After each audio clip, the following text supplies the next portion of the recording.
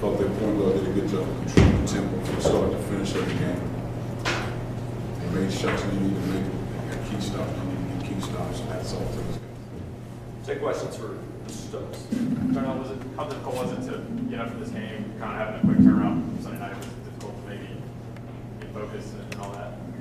Well, we were disappointed about the NCAA, but it wasn't difficult for me. I love playing basketball, so I wanted to make sure I come out and play hard. Did you think the team was motivated tonight, Jarnell? We were a little discouraged about not getting in, but we lost a good opponent. I think they did a good job just running their offense, controlling the tempo.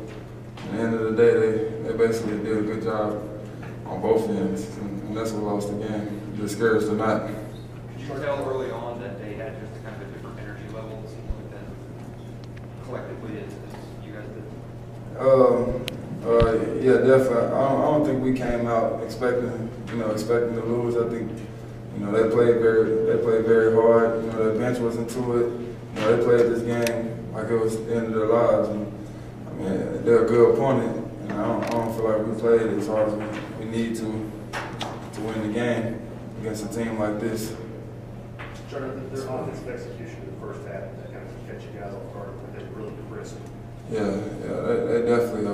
Their timing was perfect on the offensive end today. I think that really hurt us as far as rotations on defense. I think that's what really hurt us in this game. You had a line like that before, 13 rebounds, 12 on offense. 12 on offense.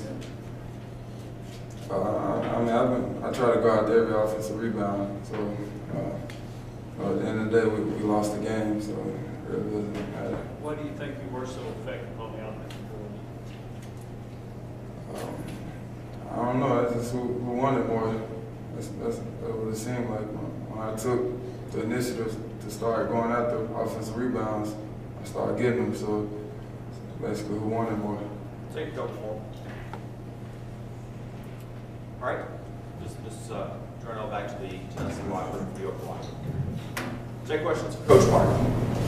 Coach, on Monday, it seemed like you were very much on guard against motivation, intensity, possession. Not taking anything away from Mercer at all, but do you think that's a factor for that for you guys? Well, I think when you look around the country and teams that on the cusp of getting to the state tournament, you don't make it. That's one thing that it can happen. It's intensity, but it happen for you guys. It's emotional taxing. You felt like you're right there. And I think more so this year as opposed to last year, guys felt like they were right there. I feel as a coach we were right fit, and it didn't happen. So when that doesn't happen, it takes a lot out of you as a player. You try to get up for a game, and this is a good opponent. Whether you're in the state tournament or not, this is a very talented team. A team that's been together, and they run a lot of different set plays. So if you don't have a lot of prep time, it can be a long night for you. So we knew as a staff it would be a tough game because of their talent level, not necessarily because we didn't make the tournament, but that just adds to it. But the guys came out and tried to put forth an effort, but it drains you. I understand it's a tough thing to deal with. You try to motivate your guys and get them ready, but it's part of it. You say it drains you guys all those emotions. Now you get into a game against a team that you're playing like this is an NCAA tournament. Does that style that they bring you make the game itself kind of draining on it? Well, I think more than anything, however you play the game, you got to make shots. I thought there were shots we had an opportunity to make, and some shots we didn't.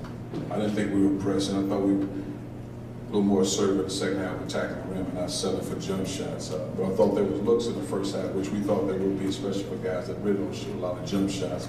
We thought there were opportunities to score, and it just didn't fall for us. But you got to give those guys credit. I told our guys at the end of the game, this is not a case of a team that lost the game because we didn't make the NCAA tournament. We were emotionally not into it.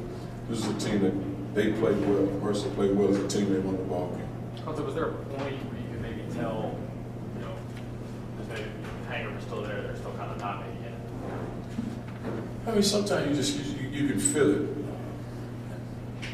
But it's hard to pinpoint one thing. It's not like a guy's out there like, I'm going to try to miss a shot. I'm going to try not to defend. It almost seems like you don't have your legs up on you, so to speak. And it's hard to describe just one thing. What about Mercer's offense makes him tough? Well, they did run a lot of different plays. I think their point guard is really good. I think he's a really good player. player. You watch him on film, he does a really good job. I call around that league and teams they played against.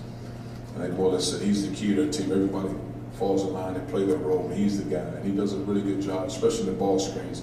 And one of the best I've seen as a college guy, stringing the ball screens out, reading the defense, and making the right pass. And I was impressed with his game out there. I was.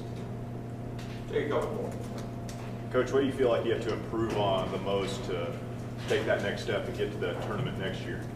I just think continue to improve individual defenders. And I think in some cases, some guys have probably played too many minutes this season. And when you play so many minutes, the focus level, I don't think where it needs to be individually, defensive-wise, on a consistent basis. And that'll be games, that'll be spurts, but we have to take better pride individually in defending one-on-one guys and shutting guys down. And that has to be a passion, not just something we do as a team, but it has to be a passion to defend one-on-one. I think that's more the next step than anything. Because you have guys that can score the ball, guys that can make plays. And you have certain guys individually, like Monty Moore.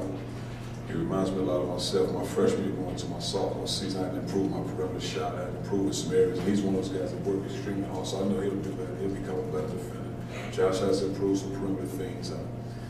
So that part of guys have to make gradual moves and be consistent with what they're doing offensively, their skill-wise. But I just think you got to have more than one or two guys that are defensive guys. It's got to be, and I don't care how many points you score, but you got to have a mindset to defend guys. Final question. I guess after that, the run that you guys went on to close the season, then have it end with these back-to-back losses.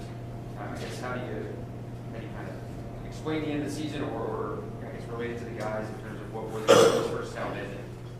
I thought it was a good season. We started out slow in the season, but these last two games on the final season, I thought our guys did a great job as a season, really fight back, showing up mental, toughness down the stretch of the season, and guys got better.